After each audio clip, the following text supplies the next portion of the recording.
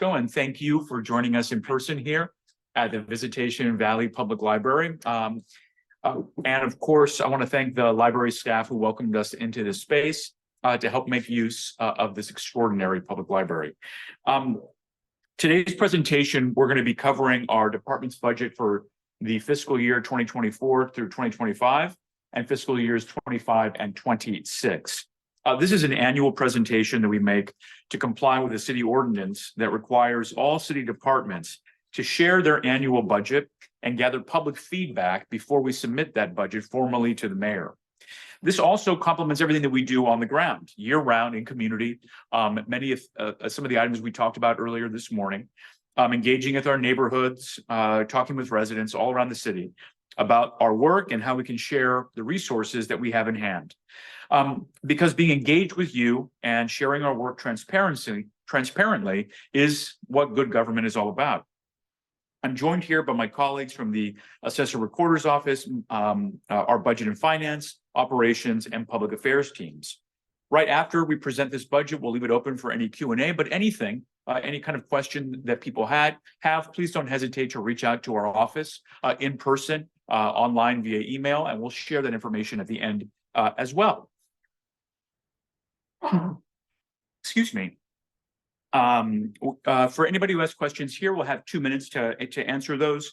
You can raise your hand or to speak by dialing number 9 on your phone if you're calling in. Zoom attendees can use the raise your hand feature as well. And we'll add these instructions in the chat now as well. Okay, on to the next slide, please. So here's what we're going to cover. I'll provide an overview of what we do in the Office of the Assessor-Recorder, how we do it. I'll share our mission, our vision, our values and goals that guide all of our work. I'll share the importance of what we do in relationship to the city, the improvements we've made to better serve you in person and also online. And then from there, we're going to dive into the budget. With the city facing an $800 million budget deficit, our ability in the Assessor-Recorder's office to do our work and do it well is extraordinarily important, as crucial public services rely on the property tax revenue that's generated by our work. Next slide. So what do we do? Next slide, please. We're responsible for fairly and accurately executing property assessment functions in accordance with the state constitution, state regulation and tax code, and local laws. Our core responsibilities include identifying all taxable property in the city and county of San Francisco, establishing a taxable value, and then applying all legal exemptions. Property broadly includes real property as well as personal property that's owned by businesses. Our work in assessing property and creating the annual assessment roll, that establishes the foundation for our city's property tax revenue. Because we're the Office of the Assessor and Recorder, we're also responsible for recording documents, securing public records, and collecting the transfer tax. We record over 400 different types of documents annually. For example, when you purchase a house and the new deed needs to be recorded, you come to our office. When you pay off your mortgage and the reconveyance is recorded, you do that in our office. When you get married, one of the last steps before getting an official copy of your marriage certificate is you come down to City Hall and record your license that you receive from the county clerk. And we make sure that all of these documents are meeting recording requirements and are accessible to you, the public. The office, as I mentioned, is also responsible for collecting any transfer tax that's due upon a change in property. As part of this duty, we perform audits as well, and that's to make sure that the correct property value basis for taxation is there, and that everyone is paying, or every entity is paying, their fair share. We're also connected to the workings of the state of California in other ways. Each of the 58 California counties has their own assessor, who, like us, are governed by state and local laws. A state-elected Board of Equalization provides oversight and standards. San Francisco is unique in that it's the only consolidated city and county in California. San Francisco's local assessment roll ranks as the 7th highest in value of all the 58 counties, county assessment rolls throughout the state. Next slide, please. So how are we structured? You can see that here in this slide. 7 core operational divisions. the public service and recorder who you've interacted with if you've ever come to our office to ask a question or record a document. Over 18,000 people have been served in our lobby last year in 2023. Our transaction unit reviews all property sales and transfers for assessment and fair taxation.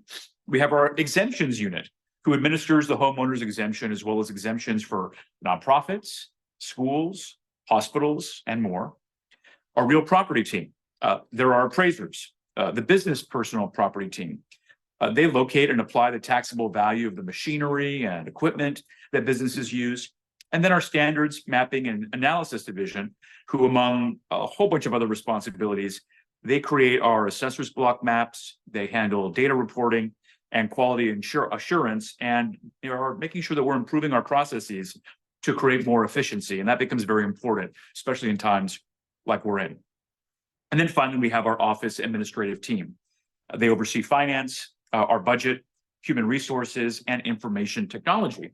Additionally, we have our public affairs team, and they join me when we come out to you to visit you in community, hold workshops, so that we're connected to you throughout all of our neighborhoods. Next slide, please. All right, so who are we and what do we care about? Together, all of our divisions are working towards common goals, guided by the same mission and the same values. And that's making sure that we can organize our work in this way. Next slide, please. So you can see here our mission: to fairly and accurately identify and assess all taxable property in San Francisco and record, secure, and provide access to property, marriage, and other records. Our vision articulates how we aspire to serve you in San Francisco, that we work together to ensure the financial stability of San Francisco. And we seek to be a model of good government and anti-racism by advancing our values of fairness, care, equity, and excellence in the service that we provide to diverse constituencies and communities. Next slide, please. These are the values that we apply to our work: fairness, as I mentioned, care, equity, excellence in service to the diverse constituencies and communities. And that's applied to everything that we do. Next slide, please. Here you can see how we organize our work towards 4 goals that focus on people, systems, services, and engagement. So we really want to build and maintain an organization that can attract people, that develops people, that supports people, and that retains great people. We want to build and maintain a secure system, an effective system, an efficient system, and accessible management and technology systems. We also improve the way we work together and how we serve the public. And that is providing you with superior service for all of our vital functions to each and every constituent so that it's consistent across the board. For you, our constituents, we are engaged with you. We want to communicate with you. We want to collaborate with you. We want to coordinate so that we can provide those people that we work with in the city, and then also in the city government, and then also in the public, with meaningful opportunities for engagement. And I'll talk a little bit about some of those examples later on. We realize our values and our goals through presentations like this one that we're doing today, meeting all of you in community. So while this is a requirement for us, this is an example of things that we do throughout the year to make sure that you have access to the resources that we provide. We, with that fair and accurate valuation of property as dictated by state law, the enrollment of value by applying a high level of rigor and standards to our work. We advance our values and goals in programs that advance economic justice in San Francisco, like the estate planning program that we're having a seminar on later on this week at another public library in the Excelsior. We do this by smoothing out what your experience is as a constituent, giving you options on how you can access records, not only in person, but also making it easier for you online to both access and purchase those records. And then by digitizing millions of our records so that they're available online and you can download those at home. By enabling the purchase of a copy of your marriage certificate at home via our website. And then also by offering one-on-one services when we can provide them, like for exemptions guidance for individuals and nonprofits. So that when you do come to City Hall, you know that you can speak to someone on the correct team who has the knowledge that you're seeking based on the questions that you bring to us. And all of this work is ongoing. We never stop.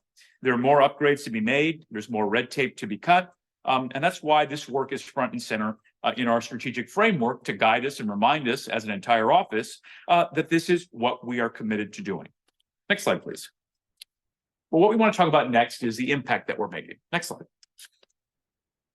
So despite the economic challenges felt by the pandemic, our assessment role did see modest growth last year, about 4.6%, rising to about $344.5 billion in assessed value. We also granted $21.5 billion in exemptions to homeowners, veterans, churches, and nonprofits. Now, the growth of our role is generally driven by assessable events. Well, what are those? Like a change in ownership, when a piece of property changes hands, or when we're valuing new construction. There is also the annual growth in a property's assessed value. That's because of inflation, and which is capped by the state law called Prop 13, which is in our Constitution, that keeps the rate of growth for your property at 2%, or if it's lower, the California Consumer Price Index, which some of you might remember if you're looking at your notices, that only happened a couple of years ago, where you saw a little over a 1% annual inflationary increase on the assessed value of your property. Here's an example of that construction work I mentioned. We added an additional $2.12 billion in assessed value to the roll last year in fiscal year 23-24. And what does that mean in real dollars for the city? Well, that's about $25 million in property tax dollars. That value alone nearly pays for more than half of our department's budget. So we're doing extra work to make sure that we can pay for ourselves, and more so. The city estimates, however, this year that we're going to be generate approximately $4.1 billion in property tax revenue. Now, how does that break down for the city? About $2.6 billion of that, of the $4.1 billion, goes directly to what's called the general fund budget. Where's the rest go? I'll tell you right now. So let me back up. So this year's roll value will generate approximately $4.1 billion in property tax revenue. $2.6 billion of the 4.1 goes directly to the general fund, accounting for over 1/3 of the city's general fund budget. That is the largest, most stable source of funding for the general fund for the city and county of San Francisco. Each year, your property taxes are allocated to fund parks, libraries, public health and safety, schools, and so much more. So for every dollar collected, 64% of funds go to city services, 34% goes to schools, and then 2% to the Bay Area Rapid Transit and Bay Area Quality Management District. While the increase in the assessment roll for this year was slightly higher than what the city projected, the city controller is projecting growth is going to slow to approximately 2.5% in fiscal year 24 and 25 due to ongoing patterns of remote work and high interest rates. Those external realities that impact our work, which I mentioned earlier.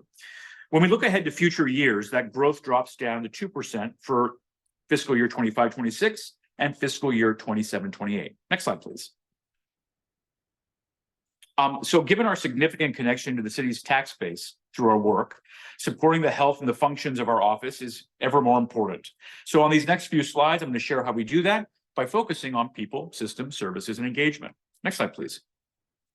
Now, without our staff, we can't produce, but it's more than that, especially given the challenges of representation that offices like ours face up and down the state and in the private market.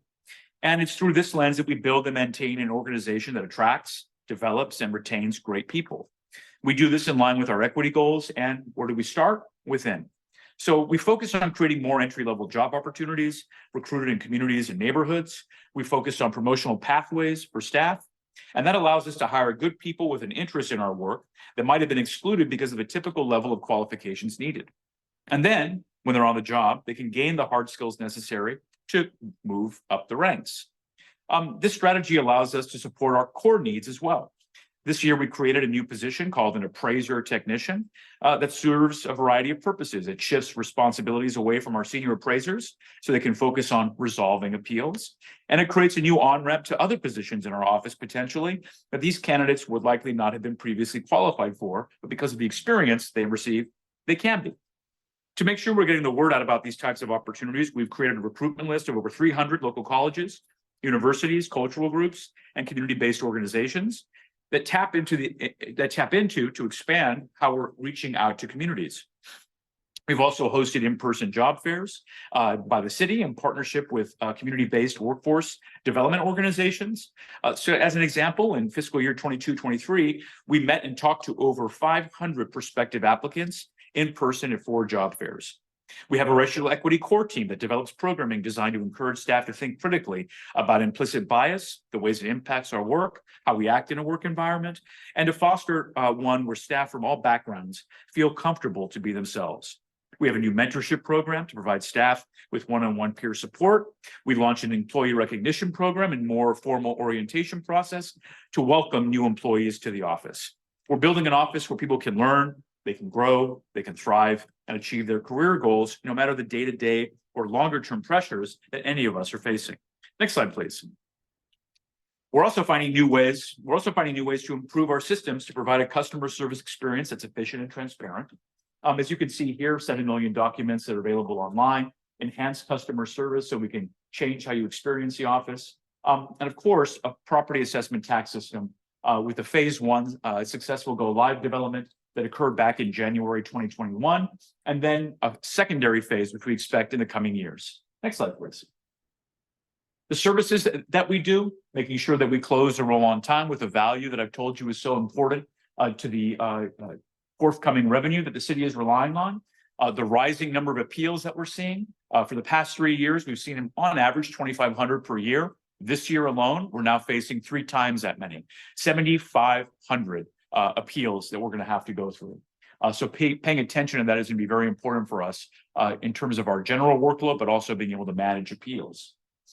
345 million that we've generated over transfer tax and recording fee over the last 5 years. 94 million that we've recovered in underreported transfer tax. And that's because of proactive audit work that we've done to date. Restrictive covenant program, AB 1466, where we met the requirements of a state bill, and we're moving forward in the next few years to ensure that we're redacting that discriminatory language found in people's Indeeds. An exemption filing guidance appointments that we have that I talked about, so you can receive one-on-one service as a nonprofit or an individual. And then, of course, right now, until the end of March, the informal review process for residential homeowners. That if you look at your notice of assessed valuation, you look at your bill, and you believe that this coming year, based on the formula that we've given you before, that the value of your home from an assessment perspective is going to be less than the market rate value, then you want to be sure that the market rate value of your home is going to be less than your assessed value. We want you to reach out to us so we can work through that with you. Next slide, please.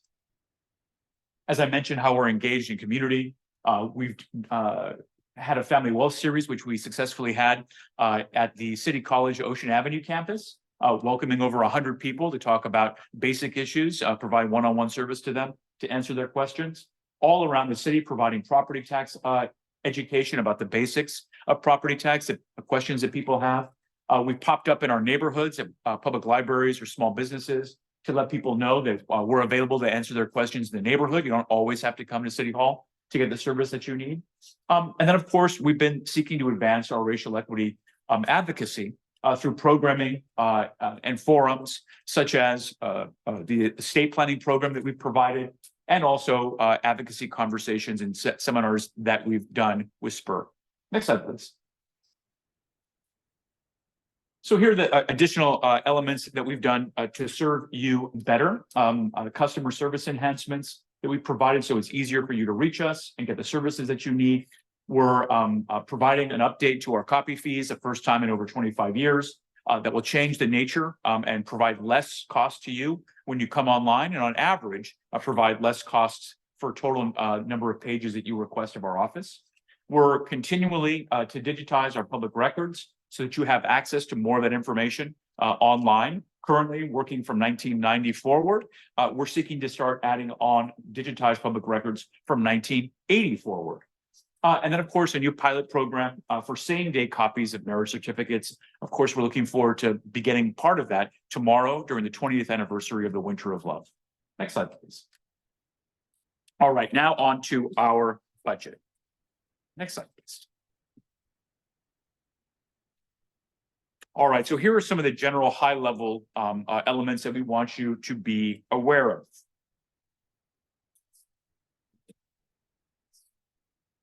The city's 5-year financial forecast projects a combined 2-year general fund deficit of nearly $800 million, as I mentioned. What we're making very clear right now is that cutting our budget would further impact this projected deficit just based on the amount of work that we are or are not able to do based on the resources that we have. The number of taxpayers that are paying their property value has increased threefold, as I mentioned, from last fiscal year, and the resources that we need to more timely resolve assessment appeals at the same time that we're having to work through assessing transferred or sold properties. All of that is in consideration right now and is a main source of focus for us as we move forward through the budget process. Next slide, please. All right. So as we look at this document here, we're projecting a deficit in the coming years, as we talked about. The city's 5-year financial forecast, as we spoke about earlier. Sorry, give me one moment, please. In the 5-year comparison of our office's impact and budget, we're seeing about $4.1 billion in revenue this fiscal year, compared with $3.9 billion in fiscal year 22-23. That's an increase of around $200 million or 4.5%. That's revenue generated by property tax. We continue to show growth in exemptions for transfers from parents to children, homeowners, and nonprofits. That's money back in taxpayers' pockets based on them qualifying for the exemptions. And that means both residents and businesses are benefiting from that. We project this number is going to continue to grow as we engage more in communities and with residents and provide resources to help people understand what exemptions and exclusions are eligible for. 5-year comparison of our office's impact and budget. So again, $4.1 billion in revenue this fiscal year compared with $3.9 billion in fiscal year 22-23. That's an increase of $200 million or 4.5%. And that's revenue generated by property tax. As you heard me mention, we continue to show a growth in exemptions from transfers from parents to children, homeowners, and nonprofits. And that's money back into taxpayers' pockets. That's both residents and businesses. We're projecting that, as we do more community engagement and we're out with communities and residents in neighborhoods, that this number will continue to grow. We believe that everyone and everything, like legal entities, should be paying their fair share, which is why our audit programs are so important. And we also want to make sure that no resident or business is disproportionately burdened. So we continue to work with residents and businesses to apply all of those legal exemptions. In the current fiscal year, our office has a budget of $37.2 million with 183 staff. That's an increase of $2 million from last year.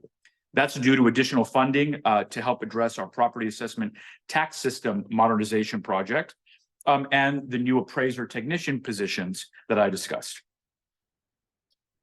There's a slight reduction in our budget for 24 and 25 in the baseline of $300,000 that brings us down to $36.9 million. Now, as a department responsible for enrolling property value that generates 1/3 of the city's general fund revenue, at a time when every general fund dollar is needed and when healthy cash flow is imperative, it's vital that we have the staff necessary to continue actively enrolling all value fairly and on time. This work impacts the level of services the city has funding to support. We ask for what we need, we spend what we get. That's because we're rigorous with our budget, we're efficient with what we receive, and we're always monitoring and our spending in real time throughout the year, adjusting plans as necessary to balance with our revenue. When we don't have the resources necessary to complete our work, the city and county experiences delays and possibly even permanent losses in the amount of its general fund revenue. As taxpayers, this has an impact on you as well. You may receive late assessments and tax bills, but even more importantly, we know you care about the city having the revenue it needs to provide the services that you rely on. Now, we know that there's a lot of tough decisions that have to be made at this time. We firmly believe that the most prudent step to take is to ensure that our staffing resources are maintained at the very least. And that is in the best interests of the city and our residents. Next slide, please.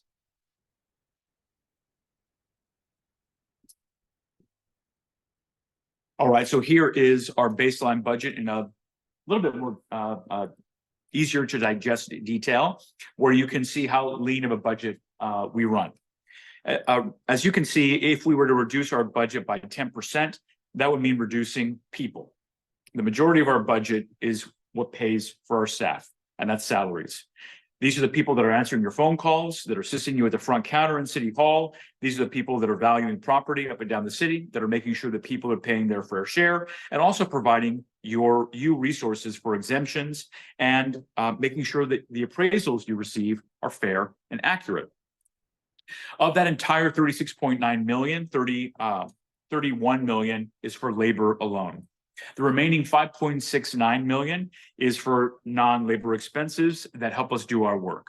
That's work orders to other city departments, how we pay our rent for where we have our offices, legal advice to help us deal with litigation or other questions, technology for the software, and human resources, just to name a few.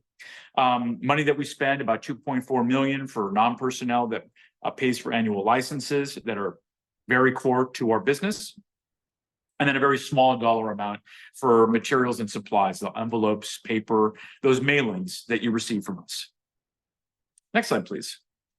So over the next few weeks, what we're going to be focusing on is finalizing a budget request that focuses on what I mentioned before, staying on top of our workload, timely enrollment of property value, addressing growing appeals, and implementing our system for managing assessments, records, and transactions, our property assessment tax system upgrade, or what we call internally SMART. As I mentioned, the number of appeals is so important for us to address. Right now, we have over 9,000 open appeals, and that's a challenge for us given the impacts to both the city and to taxpayers.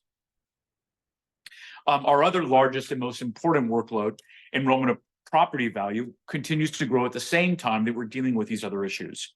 So we're looking at shifting resources away from enrollment of value to work on assessment appeals. That means less value is enrolled. That means property tax revenue could be delayed and will be delayed.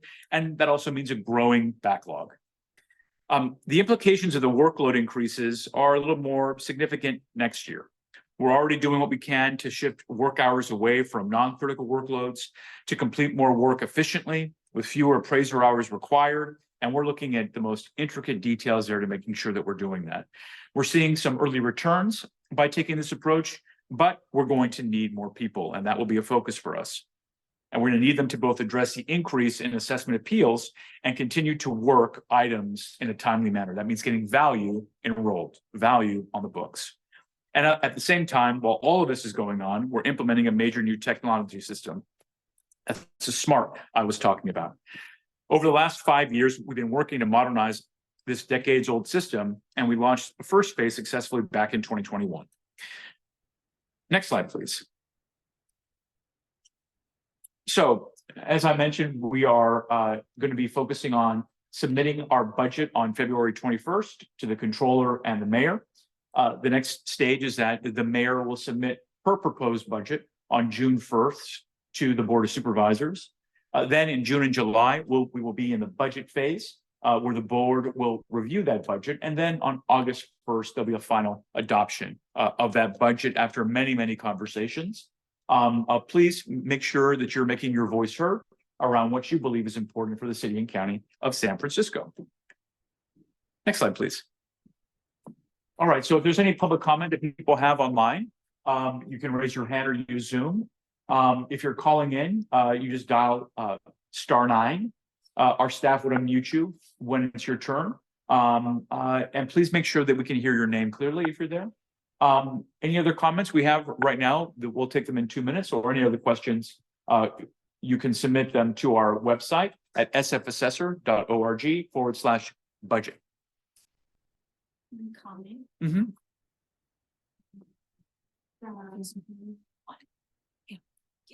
Ask him to. Okay. Caller number 1. we see you. Do you want to say anything?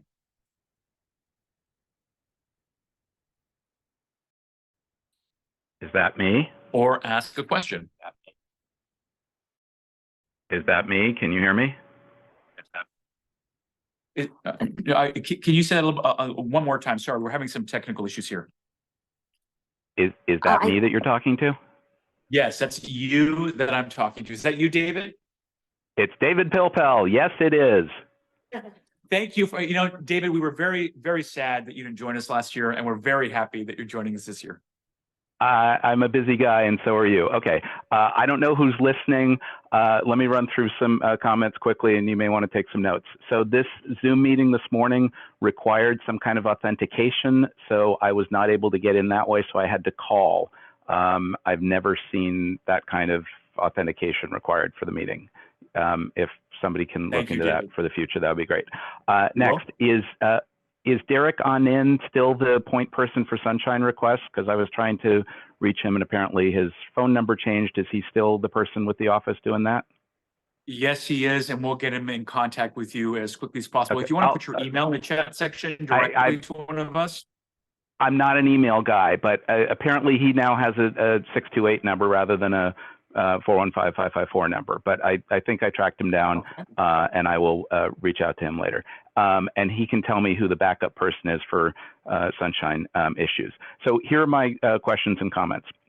Does the assessor's office still have staff outside City Hall, like over at 1145 or 1155 Market?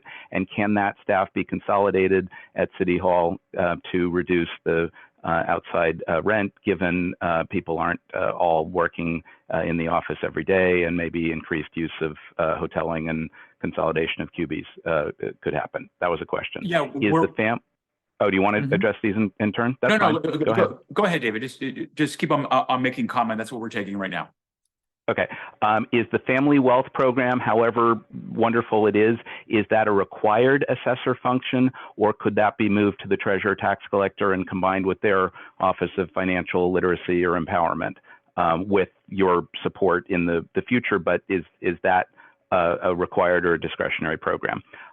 What is the general status of the three big systems projects: the property assessment system, the property tax system, and the records digitization project? I saw reference to that, but I didn't see stats on implementation on those.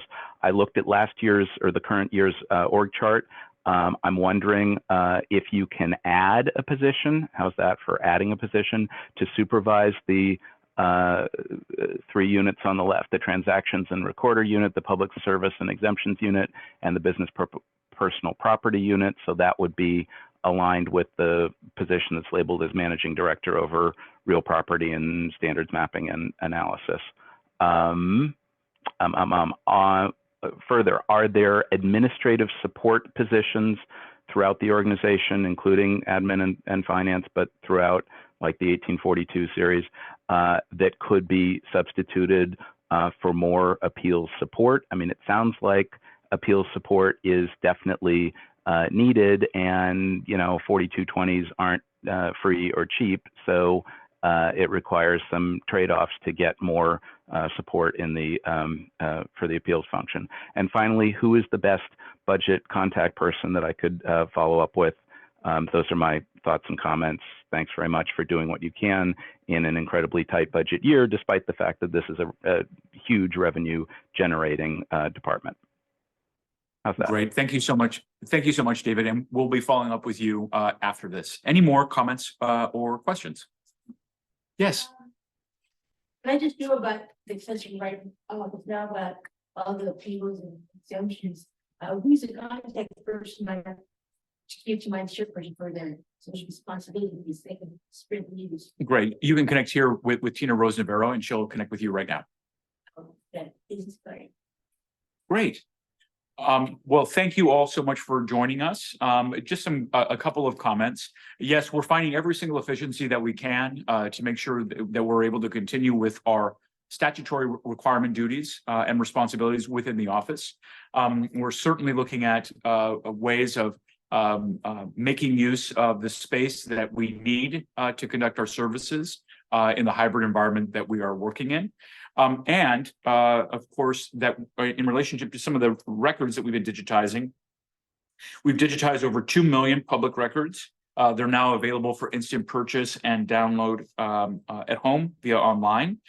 Nearly 7 million documents are recorded from 1990 to the present. Those are available online. And we're focusing now on additional 1.5 million records that will increase a new decade of information from 1980 forward that will be available online. As you may have seen in one of the slides, we're continuing to move forward with our system for managing assessments, records, and transactions. That is the property assessment tax system. And in the coming years, as we continue to deal with a very technically complicated and complex a project in the years ahead. All right, well, thank you all very, very much. We will be looking forward to seeing you in community at our other workshops, which is an example of us going above and beyond our daily duties to make sure that you and the public are aware of the functions of our office, in particular, that are in relationship to our office that our appraisers can speak directly to, and then bringing in those experts from the nonprofit community who complement the work that we're doing in community to make sure that people have information and the resources that they need in a easy to digest manner. So thank you all very, very much for joining us. We look forward to seeing you in community.